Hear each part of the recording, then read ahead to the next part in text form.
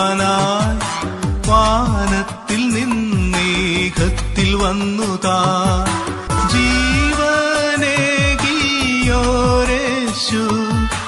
ഭൂവിൽ തിരികെ വരും. നമ്മൾ എന്ത് ചെയ്തിട്ടാണ് കർത്താവ് നമ്മളെ വീണ്ടെടുത്ത്? ഞാൻ പറഞ്ഞല്ലോ, നമ്മൾ കോപത്തിന്റെ മക്കളായിരുന്നു. അനുസരണക്കേടിന് അധിപതി അല്ലെങ്കിൽ ലോകത്തിന് അധിപതിയായ ആ അതായത് ദൈവത്തെ അനുസരിച്ചില്ലെന്ന് മാത്രമല്ല, ദുഷ്ടാത്മാവിനെ അനുസരിച്ച് നടന്നവരാണ് നമ്മുടെ മേൽ കൃപ തോന്നത്തക്ക രീതിയിലുള്ള ഒരു കാര്യവും നമ്മുടെ ജീവിതത്തിൽ ചെയ്തിട്ടേയില്ല. എന്താ ചെയ്തിട്ടുള്ളത്?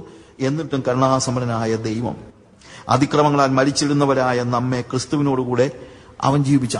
അവന്റെ കരുണയാണ്, അല്ലാതെ വേറെ കാര്യമൊന്നുമില്ല. 5-ാം വാക്യത്തില് 2:5 അതിക്രമങ്ങളാൽ മരിച്ചവരായ നമ്മെ ക്രിസ്തുവിനോടുകൂടെ ജീവിപ്പിക്കുകയും കൃപയാലല്ലോ നിങ്ങൾ